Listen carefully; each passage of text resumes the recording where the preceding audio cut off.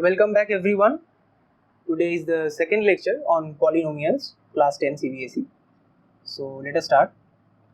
Polynomials,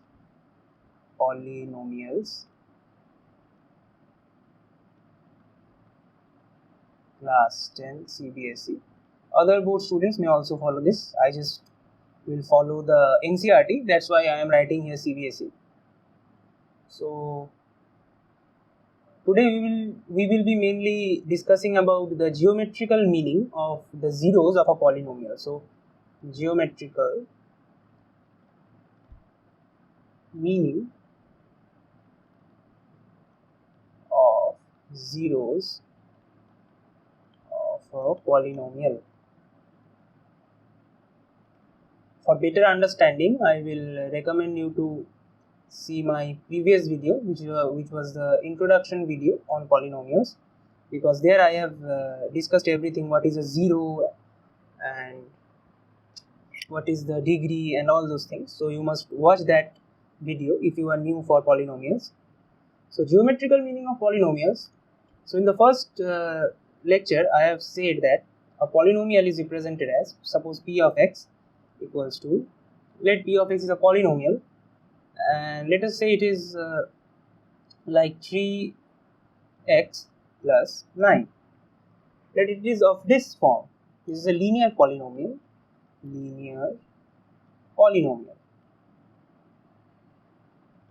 So what is the geometrical meaning is that, suppose we are taking the axis first. So this is the axis. So this is the x-axis and this is the y-axis. Now if we take the y-axis as p of x, that is the polynomial, and if we take x along the positive along the whole x-axis, then now if we put random values of x in this equation, for example, here we are taking p of x equals to y. So let us write it here. We are taking y x. So if we take values, random values, suppose first we take x as 0, then putting x equals to 0 in this polynomial, we get p of x equals to 9, that is y equals to 9. Now again, if we take x equals to 1, then this is 3 plus 9, that is 12. So for x equals to 1, y equals 12. And so if we take just random values of x, we keep on doing this thing, random values of x, we get the actual values of y. That is, for x equals to 0, there is a particular value of y. For x equals to 1, there is a particular value of y. So if we continue this thing and we just plot the points here, one second, let me just change the ink. Now it's clear. So here 0, 9 is a point, 1, 12 is a point. So if we just plot the points in the axis, maybe this is a point, here comes a point, maybe here comes a point, here comes a point, here comes a point. Wait a second. Here comes a point. Just by plotting the points, we get this type of a thing, and if we join all those points, then what we get is the geometry of the polynomial. So actually a polynomial represents a specific geometry. So now I will discuss which type of polynomials represent which type of geometry. So wait a second, I will discuss them now.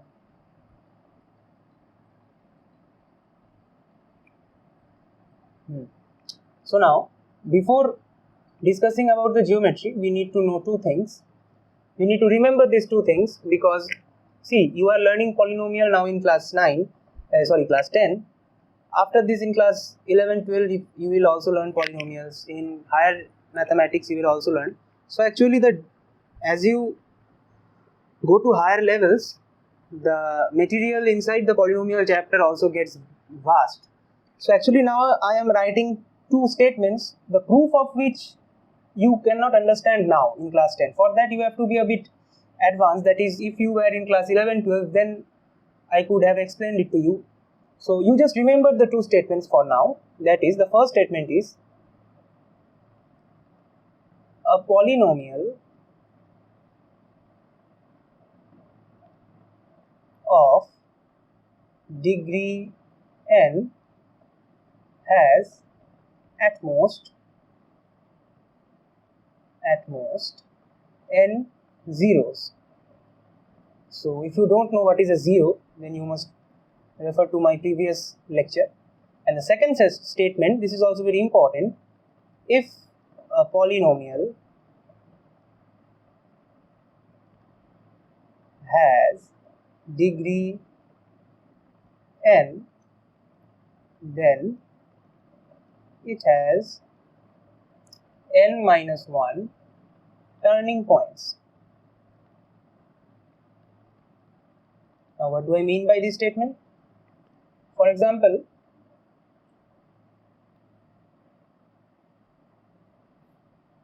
let us take a polynomial. When we plot the polynomial, its geometry comes out like this. Let it be like this. So here we can see that the graph of the polynomial, it starts from here. At this point, it turns. Around this point, it turns first. So this is the first turning point. Here it turns, and again at this point, it again turns. So basically, here the polynomial has two turning points. From this, we can say that the polynomial is of degree 3. That is, the polynomial is a cubic polynomial. If it must be something of the format ax cube plus bx squared plus cx plus d, where a is not equal 0. So it must be something of this format. This is what is meant by the statement that if a polynomial has degree n, then it has n minus 1 turning points. Okay, now proceeding a bit further, I hope this is clear. Now before proceeding any further, I will like to introduce you to one new concept, that is the meaning of 0 of a polynomial geometrically.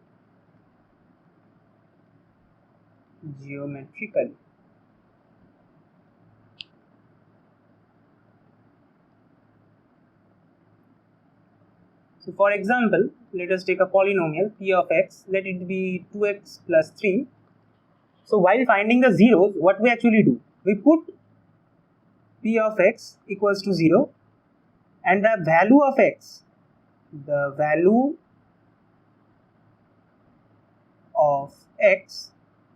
for which p of x equals to 0 is the 0 of the polynomial.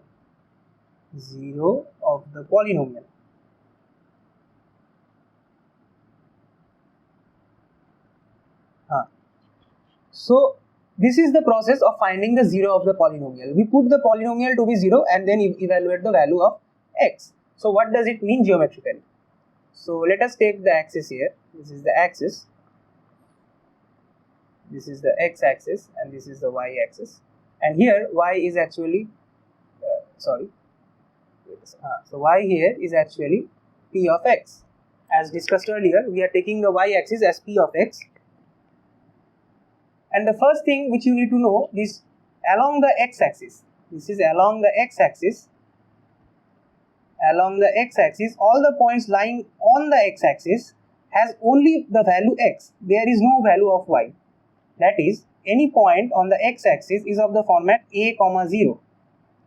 That is 1, 0, 2, 0, like that. And on the y-axis, every point on the y-axis is of the format 0, b, like 0, 2, 0, 3, like this. And any point on this entire coordinate plane, any point on this plane, here, any point here and there, they have both a, b values. So along the x-axis, only the x value are present. So the y value is 0 along the axis. And as said earlier, the graph of any, or the geometrical graph of any polynomial, let it be of this format. This is a graph. The blue line here represents a graph. So this is actually the polynomial. The blue line represents the polynomial. The blue line represents the polynomial, and the x-axis represents y equals to 0. This represents y equals to 0 because we see here that there is no value of y.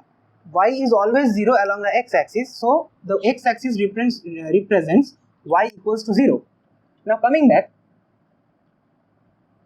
we said here that how we find the value of the 0 of a polynomial. So basically we make p of x to be 0, that is y to be 0, and find the value of x from that equation. So here what it represents geometrically is that the intersection point of y equals to 0 and the graph. The intersection point, for example here the graph and y equals to 0 or the x-axis intersects. So the intersection point of y equals to 0 and the graph, it gives the 0 of the polynomial. So I think this is clear that what does 0 of a polynomial geometrically means. So now coming a bit further, now first we will discuss in quick some polynomials. Linear polynomial. Linear polynomial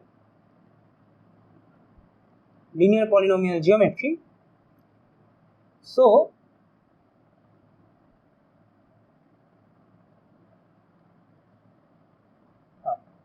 a linear polynomial geometry comes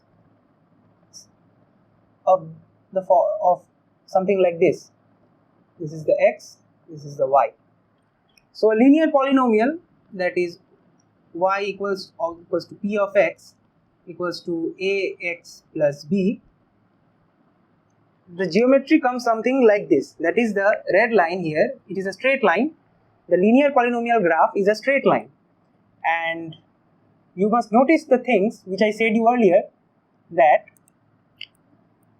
number of turning points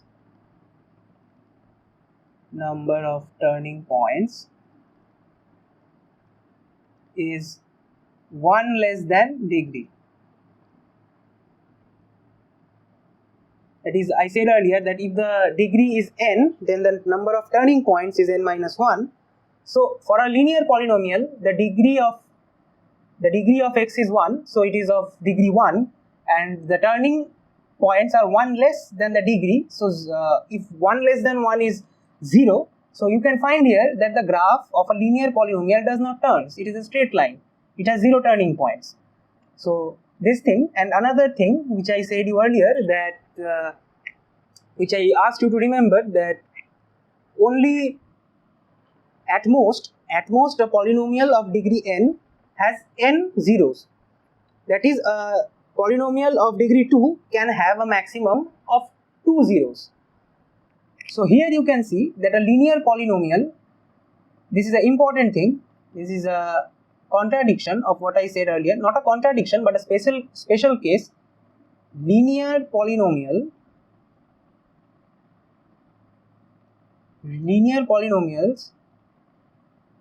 not only have at most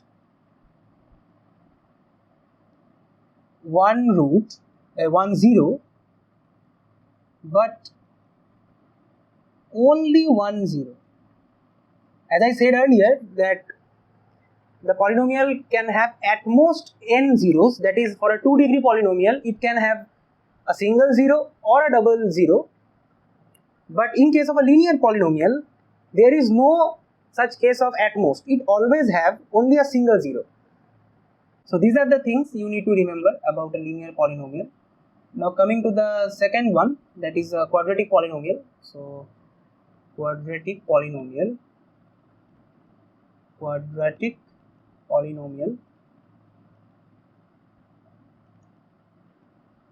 Oh, one thing which I forgot to say you earlier is that in case of a linear or any polynomial, when we are saying linear polynomial, here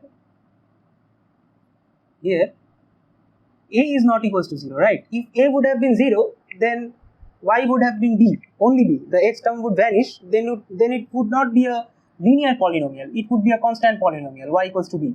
So a must not be 0. So again, coming back, quadratic polynomial. So in case of quadratic polynomial, a quadratic polynomial is of the form p of x is ax square plus bx plus c, where a is not equal to 0, because if a was 0, then x square term would vanish, then it would be bx plus c, which would be a linear polynomial. So here a not equal to 0. Now something which you have to remember in case of a quadratic polynomial, first thing is what is the graph, what is the geometrical representation, or how it looks geometrically. So 1 minute. So if this is the axis, a quadratic polynomial would look something like this. The black line, this is the representation of a quadratic polynomial, or maybe something like this. This type of graph comes for a quadratic polynomial, or maybe something like this. 1, 2, 3. This type of graphs come for a quadratic polynomial. Now discussing a bit further, I said that p of x is ax square plus bx plus c. Let us draw the axis.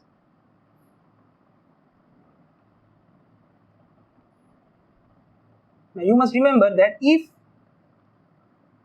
a is greater than 0, there are two cases possible, a greater than 0 and a less than 0. For a greater than 0, the graph comes something like this, and for a less than 0, the graph comes something like this. Something like this. So basically, for a greater than 0, the graph opens upward. Basically, this type of graph, this is a bit further, I am still letting you know, this type of graph are known as parabolas. So these are actually called parabolas. Any quadratic equation is actually a parabola. This type of graph is a parabola. So for a greater than 0, you can see the parabola opens upward. This is called the face of the parabola, this side. So the face opens upward, and for a less than 0, it opens downward. So these two things you have to remember about a parabola or a quadratic polynomial. And now comes the important thing which I said you earlier. Now you will see the importance of that statement regarding number of zeros of n order polynomial. So let me the big axis. I will show here all the cases regarding the number of zeros of a polynomial. So this is the x-axis, this is the y-axis, which is equals to p of x. Y is p of x.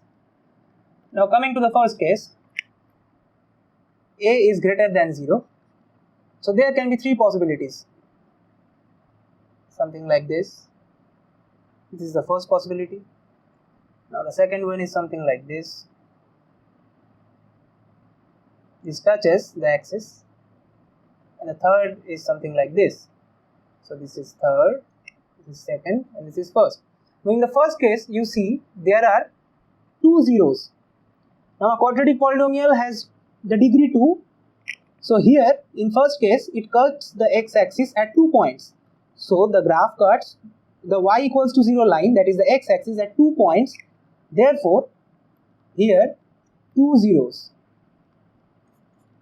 Now in second case, the graph just touches the x-axis. That is, touches means it cuts, but only at one single point. So here only 1 0. And in the third case, the graph does not cut the x-axis. Therefore no 0. Now you can see now what I tried to explain you earlier, that if a polynomial has degree n, then it can have at most n zeros. So for a quadratic polynomial, degree is 2. So at most in first case we see that it is the optimum case, that where there are 2 zeros possible, and the second case only 1 0, and in third case there are no 0. But you cannot find a case where there will be 3 zeros.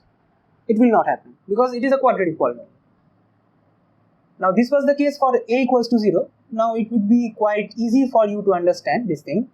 Now coming to the case where a is less than 0, so here this is x-axis and this is y, x and y. So first case, for a less than 0, you know how the graph will be. So this can be a graph, this can be a graph where it touches, and this can be another one. This is the third, this is the second, this is the first. So in the first case, it is clearly has 2 zeros. Second one, it clearly has 1 0, and the third one, it clearly has no 0. So I think you are quite intelligent, this will be clear.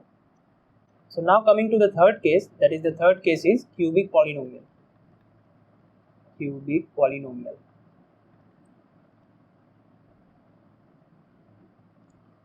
Now a cubic polynomial, we know it is of the form p of x equals to ax cube plus bx square plus cx plus d,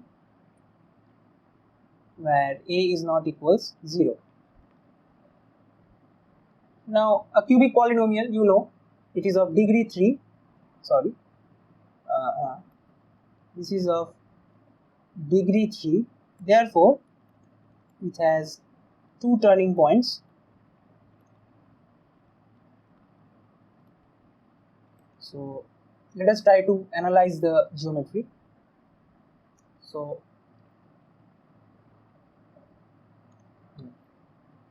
this is the graph, this is the x-axis and this is the y-axis.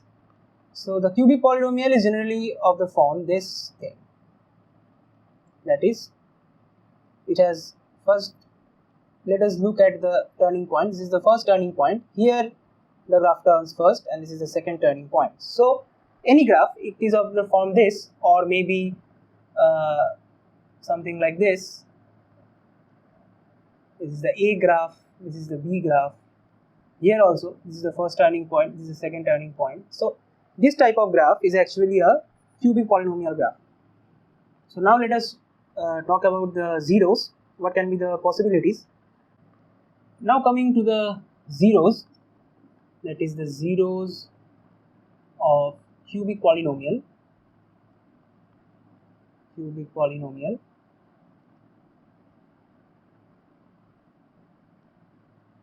So first let us draw.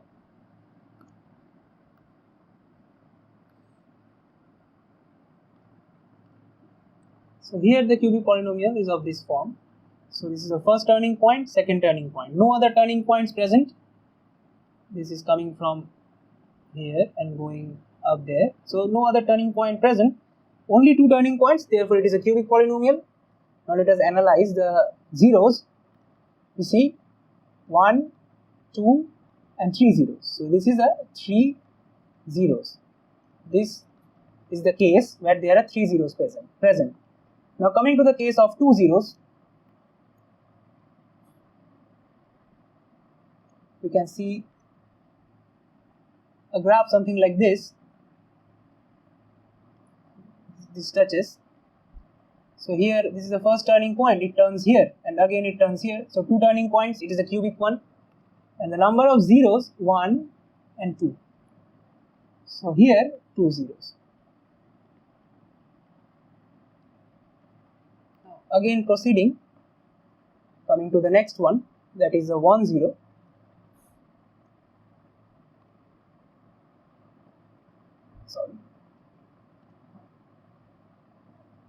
So here it turns once. So here basically, let us make it a bit more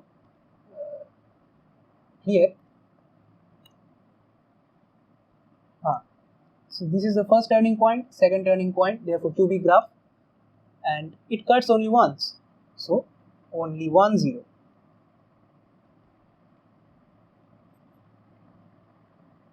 Now coming to an interesting thing, in case of quadratic polynomials, we have seen a case like this. We have seen a case like this where there is no 0.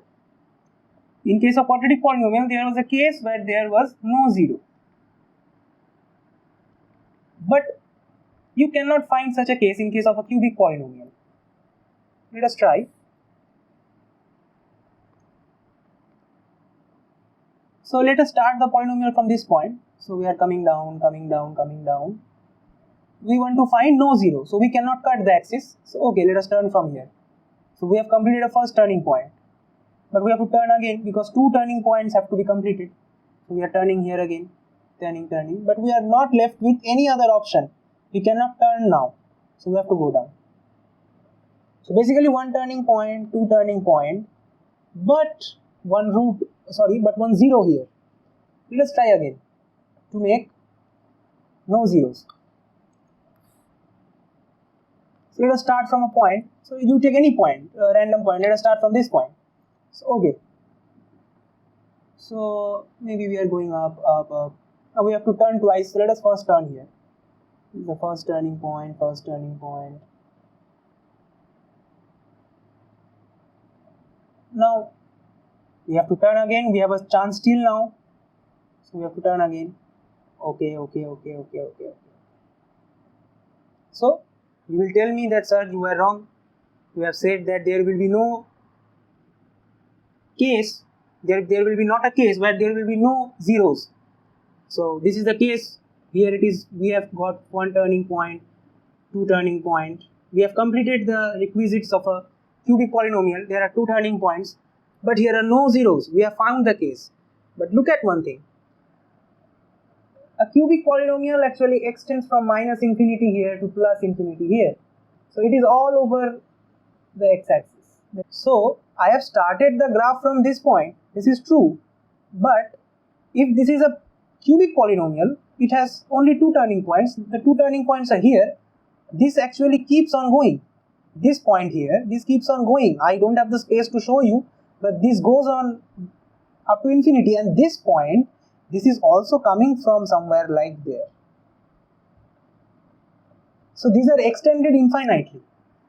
So basically there is again a zero present. So however you may try several times, but you will not be able to find a case like this.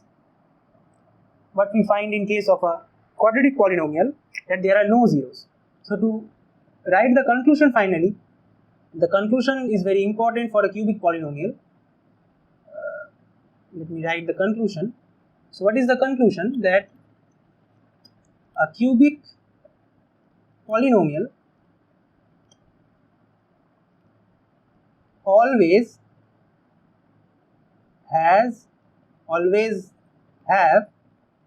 a zero. That is, there is not the case that it has no zeros. There is no such case that the cubic polynomial don't have a zero, like that of a quadratic polynomial, where there was a case that there were no zeros present. But here, there will be every time a zero present.